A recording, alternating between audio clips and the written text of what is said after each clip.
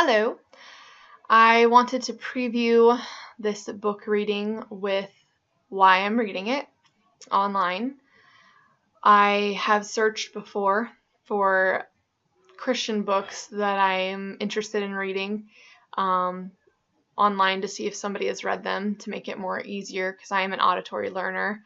And I haven't been able to find much, so my friend who also really benefits from auditory learning and like reading out loud, I decided to read this book out loud for her, but it also helps me keep understand what I'm reading by reading it out loud. But my hope is that this book can be a blessing to others who, learn auditorily. And I will admit I am not a great reader. I have to sound out lots of words, but yeah, I hope it's useful no matter what, and I hope you enjoy it, and yeah. And here is Finding Truth by Nancy Percy. Enjoy.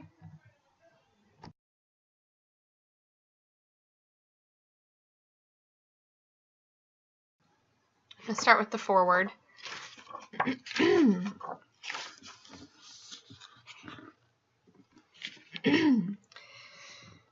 It's not every day that an avowed atheist and devout hymn writer agree.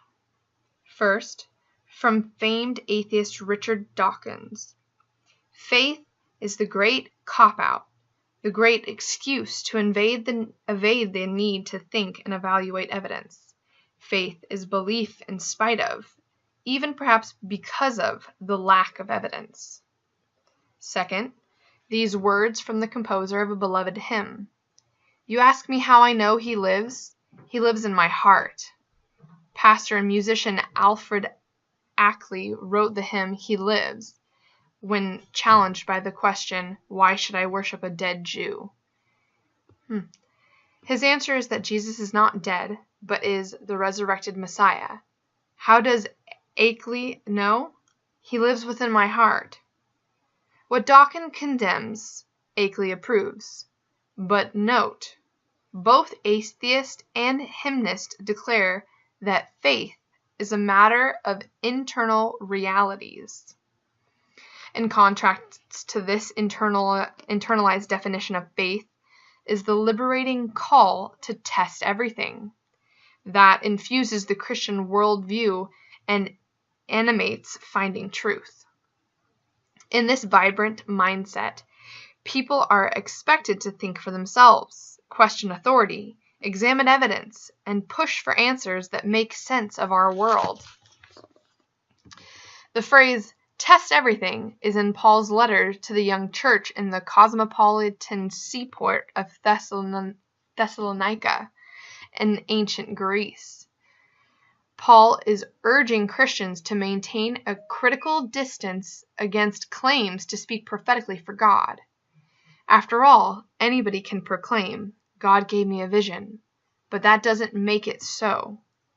The humane position and the biblical position is that individuals are under no obligation to affirm as true something they have not adequately examined.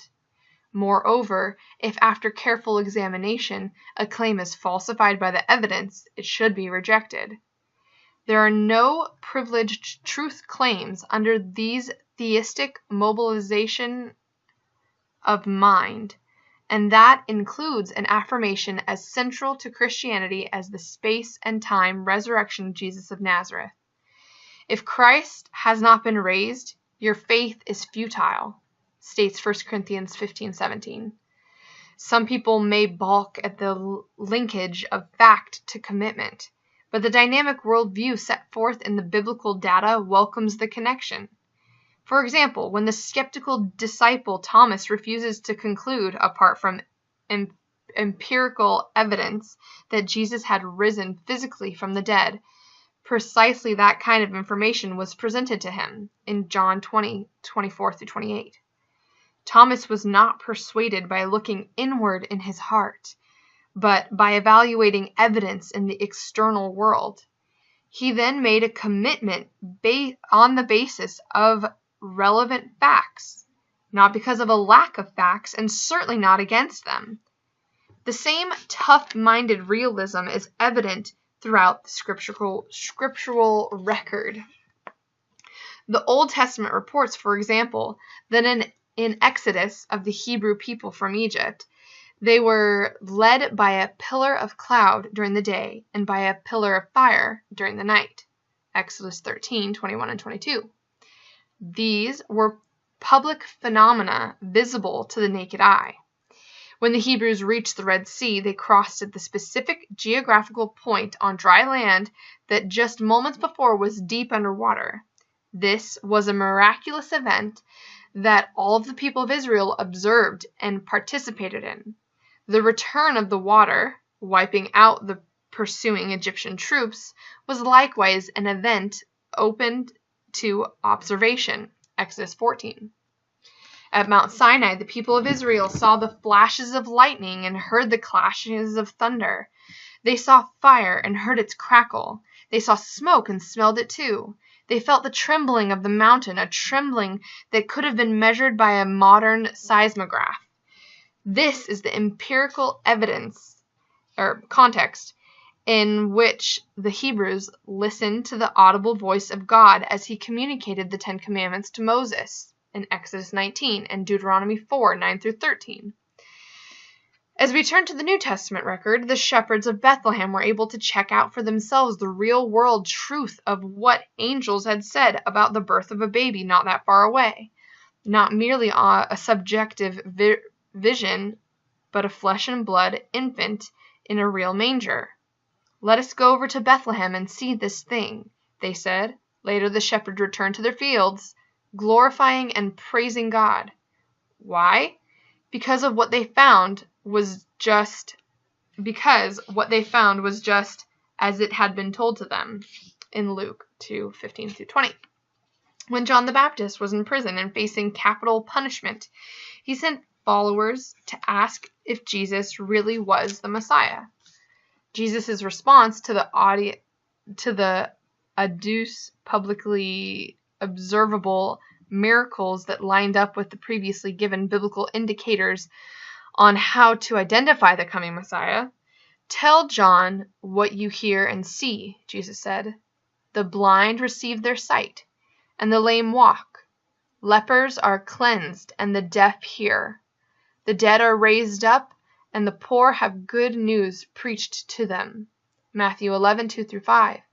Because these events were public, their status as facts could be confirmed by friend or foe alike. When the Jewish religious leaders were outraged over Jesus' claim to forgive sins, he did not appeal to the heart or make a bare claim to divinity. Instead, he provided physical evidence that you may know that the Son of Man has the authority on earth to forgive sins. He said to the paralytic, "I say to you, rise, pick up your bed, and go home." And he rose and immediately picked up his bed. Mark 2:10 through 12. These robust responses are typical of Jesus. His ministry was a public work of question and answer and give and take. He set forth propositions that can be considered and discussed. He invited people to observe public miracles that confirmed his claims in the here and now. It is true that not every person in Jesus' own day would have observed every miracle he performed, heard every sermon he delivered, or encountered the physically raised Jesus of Nazareth. Nevertheless, in his day or ours, the total body of his actions and communications evinces an attitude of openness to examination so that inquisitive people are welcome to explore and investigate. It is against this historical backdrop that Paul argues that the events grounding the Christian worldview were not done in a corner. Acts 26:25 through 26. Shepherds, kings, doctors, and tax collectors could all check out the facts that are central to the Christian message. What is being communicated is an accurate description of reality, not a belief system about it. This reality orientation is the positive intellectual climate in which the core propositions and events of the gospel live and breathe. It is a mentality in which people are liberated by verifiable truth to challenge tradition, question power, and fight for life, and healing against death and decay. Despite this auspicious heritage, many of our contemporaries find solace in what Francis Schaeffer describes as an escape from reason. They accept polite society's dumbed-down redefinition of faith as some totally privatized. That is a commitment so private and so personal that evaluation and evidence are irrelevant. This is a far cry from the holistic respect for information that characterizes a biblical worldview. Scripture nowhere encourages the notion that faith equals commitment quarantined from evidence or isolated from the mind. The will to avoid knowing what is true, as Friedrich Nietzsche put it in his work, The Antichrist. To accurately reflect the biblical emphasis, we must acknowledge that a falsified faith is quite properly a discarded faith. It is a futile faith and therefore not worth keeping. But this sharp challenge cuts in a positive way as well. For we must also say that a confirmed faith, or better, a well-grounded trust, is well worth embracing by the whole person. I already read all this. I'll keep going. The trust, okay. Mark Twain once described faith as believing what you know ain't so. But that definition of faith ain't so, at least among those who operate on the biblical instance to live in an examined life. This approach expresses a profound respect for the human being as a person made in the image of a knowledgeable God, who affirms the mind as good and who embraces this world as a rightful arena in which to evaluate truth claims. Into this setting, Finding Truth arrives, a timely, strategic, and principled call to transcend mere belief and privatized faith in order to identify truth that merits trust. You may be a student or a worker, a professor or an office holder, an artist or a scientist. All who engage this book will find encouragement to think humanely and critically about possible answers to ultimate questions. You will be invited to consider how verifiable historic Christianity inclusively and rightly answers the great questions of life, outperforms all competing worldviews, and fulfills humanity's highest hopes and ideals. As Nancy Percy states in this book, Finding Truth articulates a set of key strategic principles by which to evaluate the authenticity of any worldview, whether encountered in the classroom, at the office, in the news, or on the street. In this book, you will be equipped to crucially examine secularism and other idols of our day as they are advanced in the garb of politics, science, entertainment, and religion. You will also see doctrines of atheism and materialism put to the test to assess whether they stand up under crucial thinking. And you will explore faiths such as relativism and postmodernism to consider whether they merit the informed trust of the human being. People's lives hang in the balance. Finding Truth argues that no secular worldview adequately accounts for the phenomena of man and the cosmos, what we know of human nature and physical nature, for these worldviews see only a slice of reality, and they try to direct human beings into measuring themselves by that narrow slice and living accordingly. Materialists thereby deny the reality of the mind, while they use their minds to advance their materialism. Determinists deny the reality of human choice, while they choose determinism. And relativists deny the fact of right and wrong, while they judge you if you disagree. These unfortunate theories do more harm than good. They undercut mind and reasoning, choice and freedom, truth and moral ideals. Inevitably, then, people who place their trust in such solutions begin to order their lives in ways that are less than humane. Likewise, cultures in the grip of inadequate worldviews begin to actualize societies that are less than humane. Ideologies may advance their ideals under politically correct banners of tolerance, diversity, and fairness, but the actual impact is regress, not progress. Fragmentation, not wholesomeness.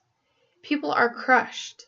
The human being necessarily revolts against gods that fail.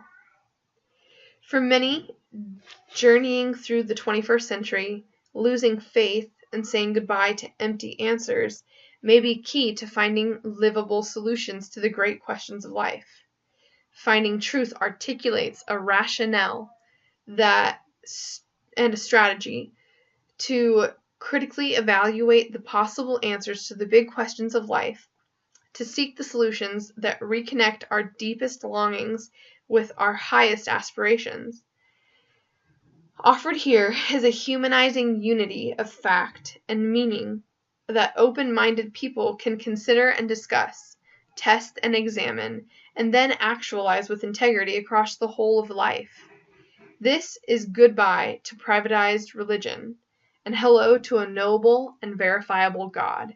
It is a holistic trust grounded in facts of life. A wise traveler who goes off course retraces his steps to get back on track. So, let there be no doubt amongst atheists, hymnists, and others on the journey of life. To be human is to write, to compose, to create, and to dream. So is to think, to test, and to know why. Now, in finding truth, you have a guide to help you show you the way. J. Richard Piercy, Editor-Publisher.